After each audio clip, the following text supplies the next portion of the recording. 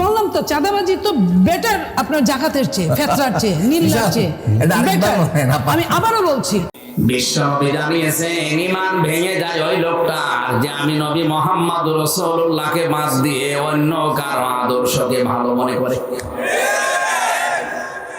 বগুড়াবাসী যদি বিবেক থাকে আর মাথায় মগজ থাকে, ভাবেন তো বিশ্ব নবীকে বাদ দিয়ে অন্য কারো আদর্শ যদি কারো ভালো লাগে, পছন্দ হয়, ওর ঈমান আর নেই, ওটা বেঈমান হয়ে গেছে।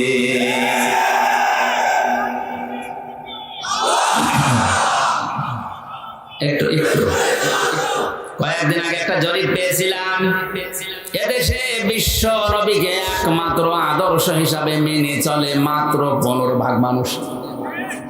100 জনের 15 জন মানুষ এই হিসাবে ইমানের দাবিতে সত্যবাদী, আর বাকি 85 জন সব তাড়ে নাড়ে চলছে।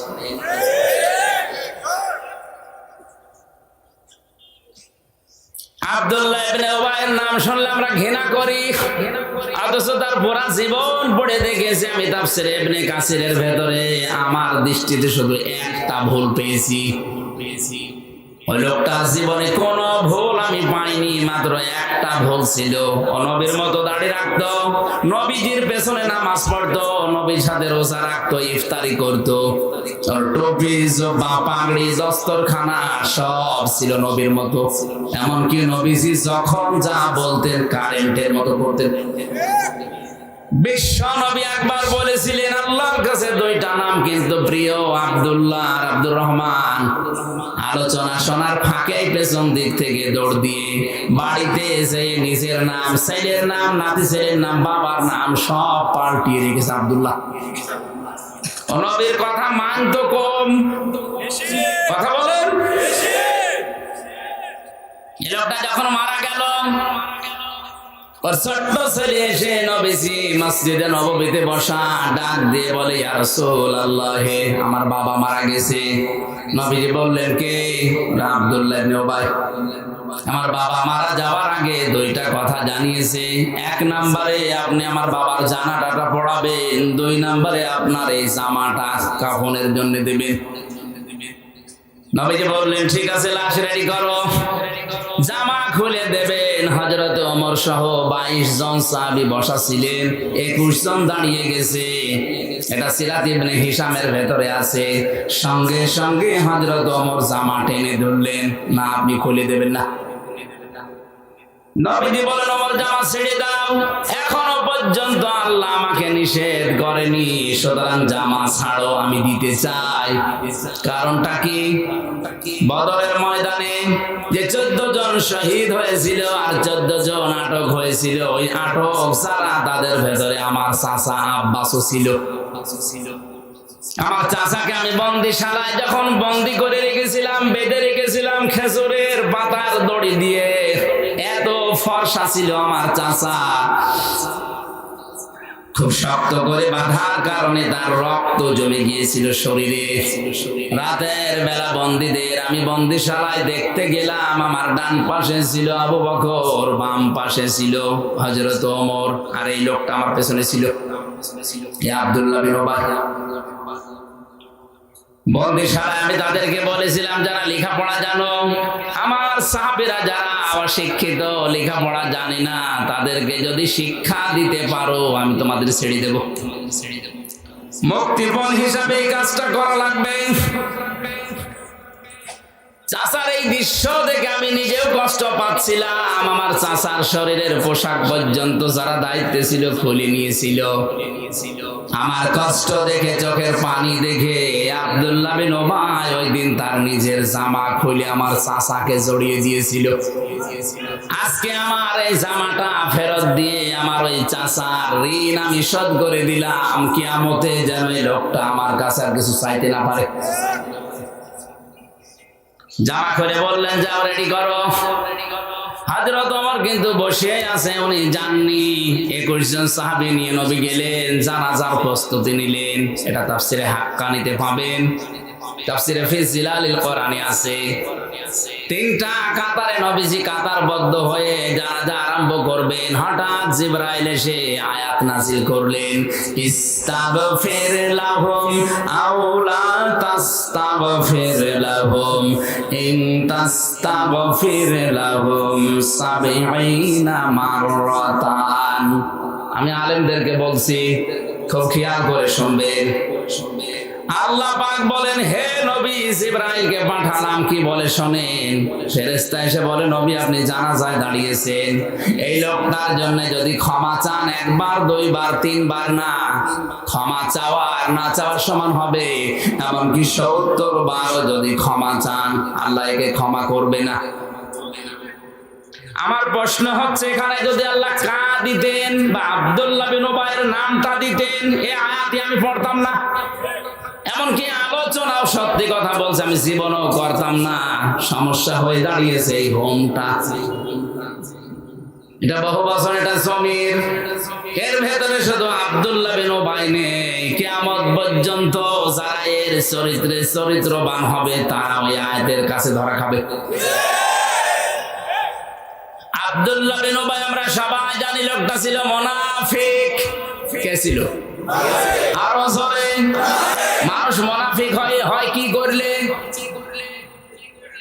তিনটা কাজে মানুষ মুনাফিক হয়ে যায়। কথা বললে মিথ্যা কথা বলে, এই লোকটা কি? আরো জোরে। এই ধরনের লোক এদেশে এখন নেই। সেদিন চট্টগ্রাম থেকে আসার সময় এক নেতা পাশে বসা ছিল, মানে বলছিল, হুজুর আর কত মিথ্যা কথা বলবো, জীবন শেষ হয়ে গেল, সকাল থেকে উঠে শুরু করি রাত 10টা পর্যন্ত মিথ্যার উপরে আসি, আমি আর পারছি না। তাহলে বোঝা যাচ্ছে দেশে অনেকে এখন মুনাফিকের রোগে রোগী আছে। হোমটা আল্লাহ খেলা করার জন্য দেয়নি।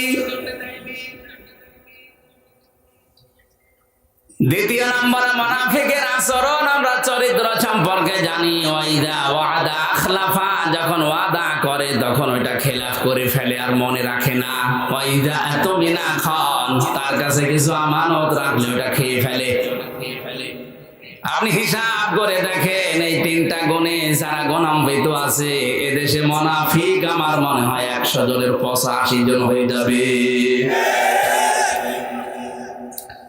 আমার ভয়ঙ্কর লাগে আজটা পড়ার পরে, এই কারণে, কারণ নবীজি মুনাফিকদের যে চিহ্নগুলো, শাস্তিগুলো কোরআন দিয়ে হাদিস দিয়ে বর্ণনা দিয়েছে, সব চাইতে মারাত্মক আয়াত সূরা নিসার 140 নম্বর আয়াতটা, ইন্নাল্লাহা জামিউল মুনাফিকিনা ওয়াল কাফিরিনা ফি জাহান্নামা জামিআ। কিছুই লাগবে না ভাই, এখন চুপ করে বসে থাকে। বগুড়াবাসী আরো খেয়াল করে শোনেন, অবশ্যই আমি আল্লাহ জাহান্নামে একত্রিত করব মুনাফিক আর কাফেরদের। আগে কাদের নাম? আরো জোরে বলেন। তার মানে বোঝা যাচ্ছে আল্লাহর দৃষ্টিতে কাফেরের চাইতেও নিকৃষ্ট মুনাফিক। আর নবীজি ইন্তেকালের আগে জানিয়েছেন, এই যে মুনাফিক, এটা জাহান্নামের নিচে থাকবে যারা, ইন্নাল মুনাফিকিনা ফিদ দারকিল আসফালি মিনান নার ওয়া লান তাজিদা লাহুম নাসীরা। মুনাফিকরা জাহান্নামের একেবারে নিম্নে থাকবে, ওদের সাহায্যে কেউ এগিয়ে আসবে না, কাউকে তারা পাবে না। এটা ভয়ঙ্কর শব্দ একটা। অন্যান্য কাউকে সাহায্য করা হবে না এমন কথা কোরআনে খুব কম আছে, কিন্তু মুনাফিকদের বেলায় লান আছে, ওয়ালান তাজিদা লাহুম নাসীরা। মুনাফিকদের জন্য কোনো সাহায্য, আরো জোরে বলেন। এই কথাগুলো বলতে বলতে বিশ্ব নবী জানিয়েছেন, এই যে মুনাফিক নিকৃষ্ট আল্লাহর সৃষ্টি জগতে যারা, এরা কিন্তু কোন ইহুদি, খ্রিস্টান, বৌদ্ধ, মাজুসি, হিন্দু এদের ভেতরে তৈরি হবে না। কিয়ামত পর্যন্ত মুনাফিক তৈরি হবে শুধুমাত্র আমার উম্মত মুসলমানদের ভেতরে। এখন যদি কেউ বগুড়াতে জিজ্ঞাসা করে আমি ইহুদি দেখব, যান অভিশপ্ত ইসরায়েলে যান, শুধু ইহুদি পাবেন। কথা বলে না কেন? কোন মানুষ যদি বলে আমি খ্রিস্টান দেখব, যান আপনি আমেরিকা যান, শুধু খ্রিস্টান দেখতে পাবেন। এখন একজন বলছে আমি বৌদ্ধ দেখবো, আপনি মায়ানমারে যান, চীনে যান, শুধু বৌদ্ধ পাবেন। আর একজন বলে আমি মুশরিক দেখবো, হিন্দু দেখবো, পাশের দেশে যান, শুধু হিন্দু পাবেন। কথা বলেন না কেন? লোকটা যদি বলে সব যাইতে নিচে থাকবে জাহান্নামে যারা মুনাফিক, আমি এদেরকে দেখবো। কারণ এই দেশে আমরা জানি 100 জনের 96 জন মুসলমান দাবি করে। কথা বলেন ঠিক কিনা? তাহলে মুনাফিকও আমাদের ভেতরে থাকার সম্ভাবনা আছে। আব্দুল্লাহ বিন উবাইয়ের জন্য নবীজি কিন্তু 70 মাররাতান পর্যন্ত বলার পরে ফেরেশতা জিবরাইল যখন থেমে গেছে, নবীজি মনে মনে সিদ্ধান্ত নিয়েছিলেন যে এখন আমি 71 বার দোয়া করব। 70 বারে যদি হবে না, আমি তো 71 বার করলে আল্লাহ তো নিষেধ করেনি। সঙ্গে সঙ্গে জিবরাইল এসে পরবর্তী শব্দটা নাযিল করলেন, ফালাইয়াগফিরাল্লাহু লাহুম। হে নবী, 71 বার না, এর জন্য যদি কিয়ামত পর্যন্ত আপনি দোয়া করেন কবুল হবে না। শুধু এর জন্য না, আয়াতের শেষে আছে হুম। কি আছে? আরো জোরে। এর মতো যারাই চরিত্রবান হবে, মুনাফিক হবে, তাদের জন্য আমি আল্লাহ মাফ করছি না, করব না। লান আছে মুসারের আগে, বর্তমান, ভবিষ্যৎ, প্রেজেন্ট, ফিউচার। মোজার আগে লান আসলে অর্থ হয় কোশ্চিন কালেও হবে না। আল্লাহ যদি গ্যারান্টি দেয় যে একে শুধু না, এর মতো যারাই কিয়ামত পর্যন্ত মরবে তাদেরকে আমি মাফ করছি না, করব না, কোন বাবা আছে আপনার ক্ষমা করবে বলে? এই চিন্তার বিষয় তো আমাদের এই জায়গায়। এরপরেও নবীজি মন খারাপ করে ফেলেছিলেন যে লোকটা বহু কথা আমার জীবনে শুনেছে। ওয়ালা তুসাল্লি আলা আহাদিম মিনহুম মাতা আবাদা ওয়ালা তাকুম আলা কবরি। হে নবী, লোকটার জন্য দোয়া করা তো দূরের কথা, ওর কবরের পাশে পর্যন্ত আপনি দাঁড়াবেন না। আমার মনে হয় যেভাবে বাংলাদেশে দিন দিন মুনাফিক যে হারে বাড়ছে, কোরআন নাযিল হওয়ার সিস্টেম থাকলে হাজারো মানুষকে কবর দেওয়াই লাগতো না। মুনাফিকদেরই যদি কবর দেওয়া না লাগে, কাফেরদের কবর দিয়ে লাভ আছে? মুশরিকদের? আরো জোরে। মুশরিকদের কবর দিয়ে লাভ নেই। এর প্রমাণ নবীর চাচা আবু তালেব। লোকটা মারা যাওয়ার পরে নবীজি তার কবরের পাশে দাঁড়িয়ে দোয়া করেছিলেন, আল্লাহ তুমি আমার চাচা আবু তালেবকে মাফ করে দাও।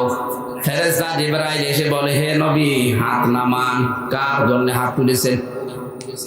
মা কানা লিন-নাবিয়্যি ওয়াল্লাযীনা আমানু আইয়াস্তাগফিরু লিল মুশরিকিন ওয়ালাউ কানু উলি কুরবা ইলা আখির আয়াত। সূরা তাওবা 11 নম্বর পারার 4 নম্বর পৃষ্ঠার 4 নম্বর লাইনের 113 নম্বর আয়াতের প্রথম অংশে আছে। এটা তাফসীর ইবনে কাসিরে পাবেন। আল্লাহ পাক বলেন, হে নবী আপনি হাত তুলেছেন, নামান হাত। শুধু এই লোকটার জন্য না, কোন মুশরিকের জন্য, কোন নবী, কোন ঈমানদারের জন্য জায়েজ নয়, শোভনীয় নয়, উচিত নয় যে সে আল্লাহর কাছে ক্ষমা চাবে, যদিও ওইটা নিজের নিকট আত্মীয় হয়। বগুড়াবাসী আপনার বিবেক কি এখনো খুলবে না? নবীজির চাচা, আপন চাচা মুশরিক, হাত তুলে দাঁড়িয়ে আছে নবীজি। আল্লাহ বলছেন হাত নামান, এ হাত কবুল হবে না। অথচ জীবনে নবীজির হাত তোলা লাগে নাই, শুধু বদরের ময়দান ছাড়া উনি মনের ভেতরে কামনা আসলে কবুল হয়ে যেত। বদরের ময়দানে উনি হাত তুলেছিলেন, এত উপরে তার বগল দেখা যাচ্ছিল, চাদর ছিল শরীরে, চাদরটা পড়ে গিয়েছিল। আর বাকি জীবনে আমি পড়ে দেখেছি রাহিকুল মাকতুম পোড়াটা, কোনো দিন উনি হাত তুলেছে কবুল হয়নি, আমি পাইনি। শুধু মনের ভেতরে কামনা আসলেই কবুল হয়ে গেছে। আর সেই নবী হাত তুলে দাঁড়িয়ে আছে, আল্লাহ বলছেন হাত নামান। চাচা মুশরিক, ওটা আত্মীয়তাতে কি? বাংলাদেশের টাটকা মুশরিক মরে যায়, আর আমরা গরু জবাই করে ওরে জান্নাতে দিয়ে আসি, মনে হয় যে কন্ট্রাক্টর নিয়েছে। এগুলো পোড়াটা ধোকা, এগুলো কি? আপনি যাই মনে করেন না কেন, এটাই বাস্তবতা, আর এটাই সত্য কথা। খালি ওই গরু ছাগল গুলো খাওয়ানোই হয়, আপনার চাচা আর আপনার বাবার কোনো উপকার হয় না, কারণ ও তো মুশরিক। আরো জোরে বলেন কি? মুশরিক কাকে বলে? যারা শিরিক করে। কি করে? কার সাথে? আল্লাহর সাথে শিরিক করে, আল্লাহর জাতের সাথে, সিফাতের সাথে, আল্লাহর আইনের সাথে, আল্লাহর বিধানের সাথে, আল্লাহর সৃষ্টির সাথে যারা শিরিক করে এরা মুশরিক। আর জোরে